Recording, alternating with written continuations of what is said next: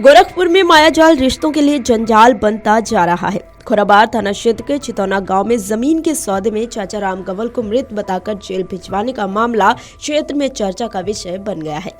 पता चला कि जब राम कंवल छोटा था तभी पिता विपत की मौत हो गई थी। बाद में मां ने दूसरी शादी की और वो उनके साथ गजपुर गांव चले गए। चितौना में विरासत में राम कंवल के पिता का नाम विपत दर्ज है। वहीं गजपुर में जाने के बाद सारे दस्तावेज उनके सौतेले पिता रामकिशन के नाम से बने हैं। इसी का फायदा उठाकर उनके भतीजे राम सरन ने उनका मृत्यु प्रमाण पत्र बनवा दिया और उन्हें फर्जी राम कंवल बताकर प्राथमिकी दर्ज करा दी। 3 महीने जेल में बिताकर बुधवार को रिहा हुए राम कंवल की कहानी बड़ी उलझी हुई है। घटनाक्रम बताते हुए वो भावुक हो गए। बताया कि जब वो 6 साल के थे तब उनके पिता चितौना निवासी विपत निषाद का स्वर्गवास हो गया।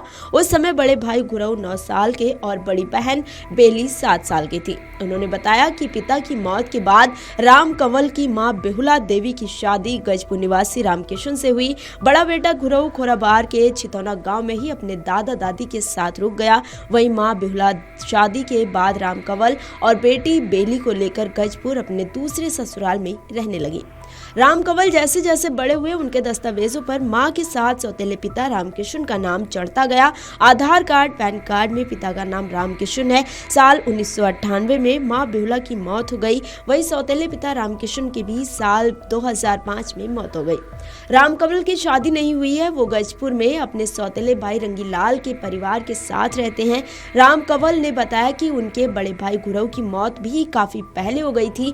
इसी का लाभ उठाकर उनका भतीजा उनकी जमीन हड़पना चाहता था।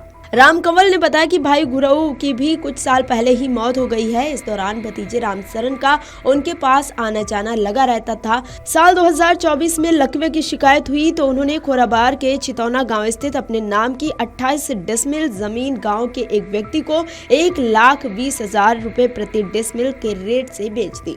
उन्हें 6,70,000 रुपए पहले मिले थे, बाकी रुपए दाखिल खारिज के बाद मिले थे। इस दौरान भतीजे राम सरन ने दस्तावेजों में उन्हें मृत दिखाकर प्राथमिकी दर्ज करा दी। खतौनी में राम कंवल पुत्र विपत दर्ज है जो कि असली पिता है, जबकि आधार कार्ड में राम कंवल पुत्र रामकिशन है जो सौतेले पिता है। बस इसी नाम के उलझन को आधार बनाते हुए भतीजे ने उन्हें गलत साबित करने की कोशिश की।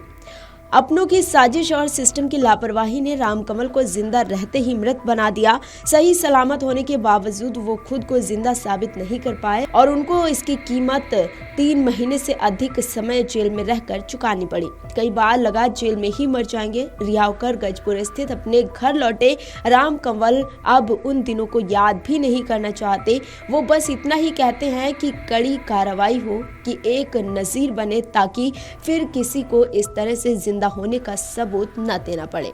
शुक्रवार को बातचीत में राम कंवल की आंखें भर आईं। उन्होंने बताया कि जिस परिवार के लिए उन्होंने पूरी जिंदगी कुर्बान कर दी वही उनके लिए सबसे बड़ा जख्म बन गया। वे बताते हैं कि प्राथमिकी दर्ज होने के बाद उन्हें कुछ पता ही नहीं था। उन्होंने कहा कि मैंने शादी नहीं की और सुनाई भी कम देता है। सौतेले भाई के परिवार के साथ रहता हूँ। 2 दिसंबर को गगहा पुलिस आई और लेकर चली गई। मैं कागजात दिखाता रहा लेकिन किसी को भी भरोसा नहीं हुआ। मैं जिंदा था लेकिन कोई स्वीकार नहीं कर रहा था। उन्होंने बताया कि जेल में एक एक दिन 1 साल जैसा लग रहा था।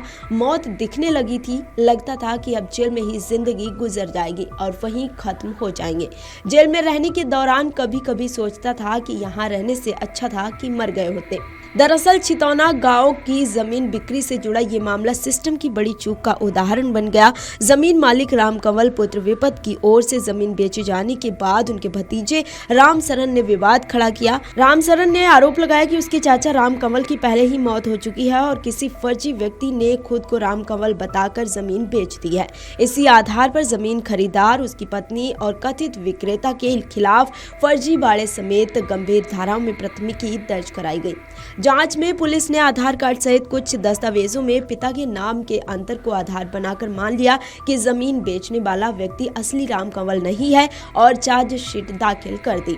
अदालत में पेश न होने पर गैर जमानती वारंट जारी हुआ और 20 सितंबर को गगहा पुलिस ने राम कंवल को गिरफ्तार कर जेल भिजवा दिया। बाद में बहन की ओर से दाखिल बंदी प्रत्यक्षीकरण याचिका पर हाई कोर्ट ने डीएनए जांच कराई। रिपोर्ट में राम कंवल का शिकायतकर्ता परिवार से रक्त संबंध सिद्ध हुआ। हुआ। कोर्ट ने गिरफ्तारी को गैर कानूनी मानते हुए तत्काल रिहाई का आदेश दिया।